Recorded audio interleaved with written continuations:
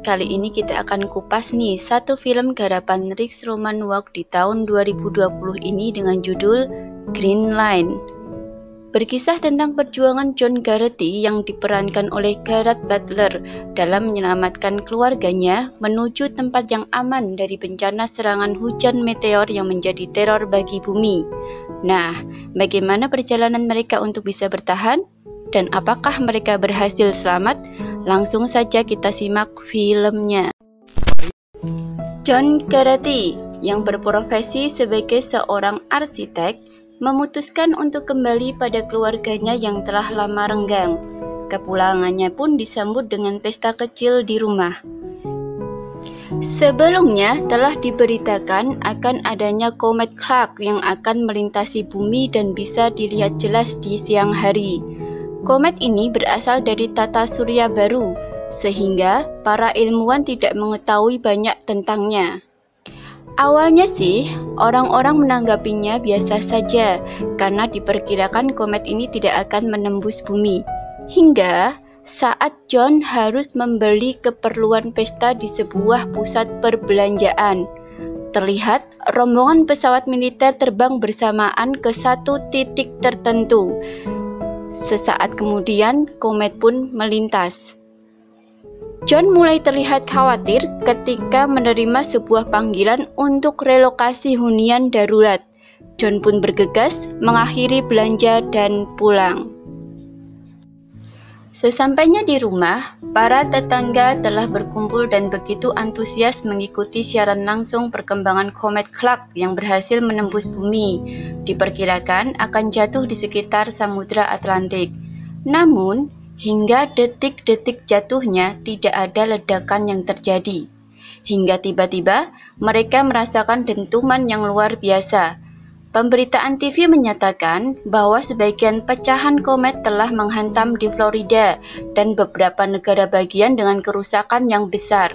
Kepanikan pun terjadi ketika hanya John saja yang menerima panggilan darurat yang menyatakan keluarganya terpilih untuk relokasi tempat pelindungan dengan verifikasi kode tertentu, dan mereka harus segera menuju pangkalan militer udara untuk penerbangan di jam 9.45 malam. Mereka pun bergegas, bersiap untuk segera berangkat. Nah, disinilah nih mereka dilema, karena harus meninggalkan orang-orang sekitar tanpa bisa membawa seorang pun di antaranya. You can take Ellie, please! I am begging you! I'm begging Dad, you! for Christ! Please!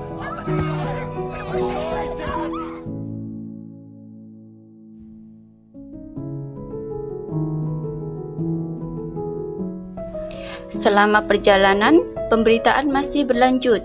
Salah satunya akan adanya pecahan komet Clark yang cukup besar yang bisa menyebabkan peristiwa kepunahan hanya dalam jangka waktu 48 jam. Terjadi kekacauan di mana-mana, penimbunan bahan makanan hingga penjarahan. Kemacetan pun tak terelakkan, hingga membuat John harus berputar arah dan mencari jalan tercepat menuju ke bandara. Sesampainya, telah banyak ribuan orang yang berdesakan, namun hanya yang terpilih saja yang bisa masuk, termasuk keluarganya, dengan menunjukkan kode verifikasi untuk mendapatkan gelang identitas. Meski sudah berhasil masuk, disinilah nih timbul kendala yang menjadi awal keterpisahan mereka. Ternyata, insulin tertinggal di mobil saat tak sengaja Nathan menjatuhkannya ketika mengambil selimut. John pun akhirnya berinisiatif mengambilnya. Atas izin petugas hanya diberi waktu terbatas sekitar 15 hingga 20 menit. Tak kunjung kembali, Allison pun memastikan ke petugas agar suaminya nanti naik ke pesawat yang sudah ditentukan hingga meminta penangguhan penerbangan. Tak disangka, kejadian ini menyebabkan Nathan tertolak karena penyakit yang dideritanya. Dengan kecewa, Allison dan putranya menuju keluar. John kembali masuk, mencari mereka hingga menaiki pesawat yang sebentar lagi lepas landas. Dan kenyataan menghempaskan harapannya. Tak didapati keluarga di dalamnya. Justru ia mendapatkan info bahwa siapapun dengan penyakit kronis tidak diperbolehkan ikut serta. Bergegas, John meminta petugas untuk membuka pintu yang hampir tertutup, namun dengan cepat terjadilah baku tembak antara petugas dengan warga yang memaksa ikut masuk. Insiden ini menyebabkan pesawat meledak. John pun keluar mencari keluarganya. Sesampai Allison di mobil, tak didapati obat dan suaminya, sedangkan putranya Nathan telah terlihat lemah. Allison mencoba mengirim pesan dan meninggalkan surat untuk suaminya bahwa mereka menuju Lexington, tempat di mana ayah Allison berada. Sesaat kemudian, John pun sampai dan membaca pesan tersebut. Ia pun mencoba menghubungi Allison meski selalu gagal. Saat berjalan, Allison menemukan supermarket dan masuk untuk mencari obat. Tak lama setelah itu, sekelompok orang bersenjata masuk dengan tembakan ke segala arah menyuruh semua orang keluar. Namun, ketika Allison dan anaknya hendak keluar, mereka dicegat oleh salah satu orang dari kelompok tersebut. Tapi untungnya, Allison dan anaknya dibiarkan lolos begitu saja. Ketika berhasil keluar, mereka pun mendapat tumpangan dari sepasang suami istri yang menuju ke utara. Sejenak, Allison bernafas lega dan memberikan obat yang dibutuhkan putranya. Mereka pun terlibat obrolan hingga mengetahui kebenaran yang telah terjadi pada Allison dan keluarganya. Di saat inilah, John berhasil menghubunginya. Karena sinyal tak bersahabat, Allison hanya berpesan bahwa ia tetap menuju Lexington, berharap bisa bertemu di sana. John terus berupaya menemukan cara untuk bisa menyusul istri dan putranya, hingga akhirnya ia berhasil mendapat tumpangan truk. Disinilah John berkenalan dengan Colin yang sedikit tahu tentang gelang identitasnya dan memberikan info penting tentang landasan pesawat non-militer di Osgood, sebuah kota kecil di seberang perbatasan yang akan membawa mereka ke tempat perlindungan di Greenland. Hal ini diketahui setelah berhasil melacak penerbangan pesawat militer. Tanpa disadari mereka, ada orang lain yang menyimak perbincangan mereka dan menginginkan gelang yang dipakai oleh John.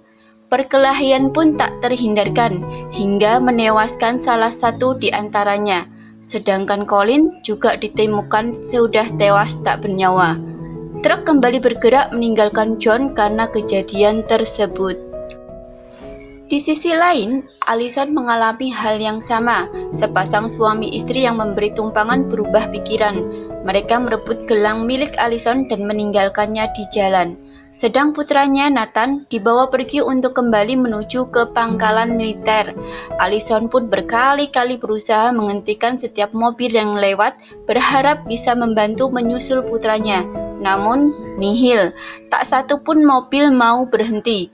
Allison pun terus berjalan. Di tengah keputusasaan,nya sebuah mobil menghampiri menawarkan tumpangan.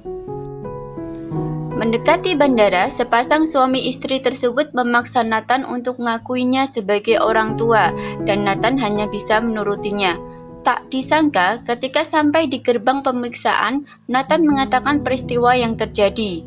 Setelah mengetahui kebenarannya dan memindai gelang milik Nathan, petugas pun mengamankannya. Allison yang tak ingin terlambat menemukan putranya segera keluar dari mobil menerobos kemacetan yang dialami. Setibanya, Allison bertanya berlari ke sana kemari untuk mencari info tentang anaknya, dan salah satu petugas mengarahkan untuk ke kamp FEMA.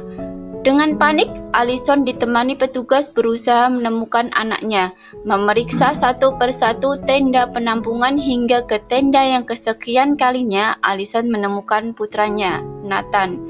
Karena Allison menolak untuk tinggal dan tetap pada tujuannya, maka mereka akan diantarkan bis militer yang juga menuju ke arah yang sama.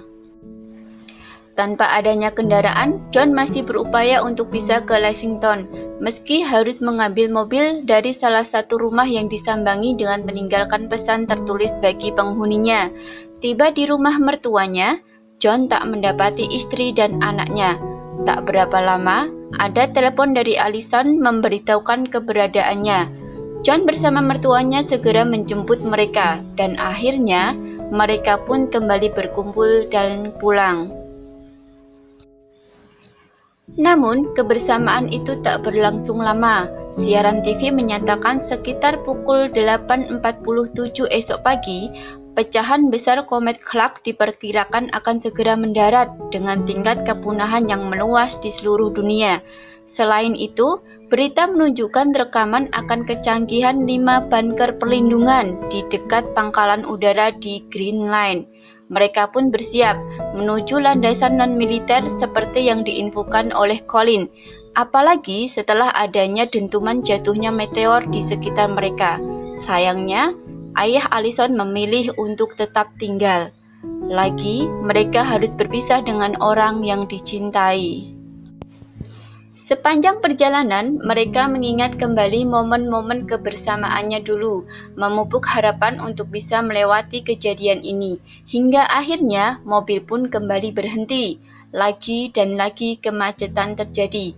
Bertepatan dengan itu, terdengar informasi darurat akan adanya puing-puing komet yang diperkirakan jatuh di bagian utara New York, tepat di mana mereka berada di lokasi tersebut. Secara tiba-tiba, puing-puing komet berjatuhan menimpa mereka. Orang-orang pun berhamburan untuk menyelamatkan diri.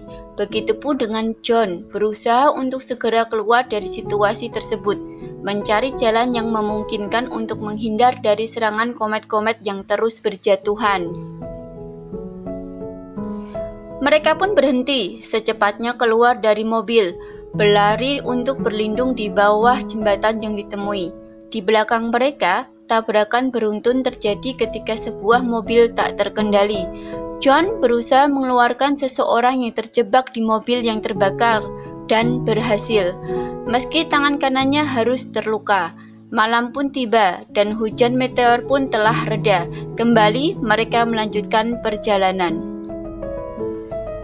6 jam dari waktu yang diperkirakan, mereka pun menemukan landasan yang dimaksud.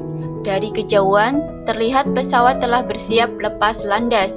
Berlomba dengan waktu, mereka pun mengejar pesawat tersebut hingga ke landasan pacu, meski harus dengan arah berlawanan. Pesawat pun terpaksa berhenti untuk menghindari tabrakan. Terjadilah negosiasi yang alot, mengingat kapasitas penumpang yang terbatas. Meski pada akhirnya, John sekeluarga diperbolehkan menaiki pesawat. Hingga pagi menjelang, tak ada sesuatu pun yang terjadi. Mereka bisa melihat daratan dengan keindahan pesonanya, hingga tiba-tiba terjadi guncangan pada pesawat. Kemudian diikuti guncangan-guncangan berikutnya akibat dentuman jatuhnya kepingan komet. Pesawat pun terhempas, tak terkendali akibat kegagalan mesin. Pilot pun bekerja keras sebisa mungkin melakukan pendaratan teraman, meskipun akhirnya pesawat membentur sebuah tebing. Para penumpang pun keluar, sedang John menemui pilot untuk melihat keadaannya, yang ternyata terluka tak terselamatkan. Namun, sebelumnya, pilot telah memberitahu John kemana mereka harus pergi, dan lokasinya sekitar 1 mil dari tempat mereka. Hanya tinggal beberapa menit sebelum komet menghantam, segera John memimpin menuju ke lokasi tersebut. Setelah lama berjalan, terlihat dari kejauhan bunker perlindungan yang dijaga ketat para tentara. Mereka pun berusaha menarik perhatian, hingga akhirnya tentara melihat dan menjemput dengan mobil militer. Sesampainya, mereka segera turun. Saat melihat pecahan komet besar melintas, mereka pun berlari secepat mungkin ke dalam bunker, hingga pintu ledakan menutup. Detik-detik hitungan mundur terjadinya benturan begitu menegangkan. Pasrah akan apa yang terjadi di akhir perjuangan yang telah mereka lakukan. 9 bulan berlalu, dan salah satu pintu ledakan pun dibuka, menampakkan orang-orang yang berhasil selamat. Begitupun dengan John sekeluarga. Untuk pertama kalinya kembali melihat dunia. Meski banyak yang telah hilang, setidaknya masih ada harapan. Dan film pun selesai.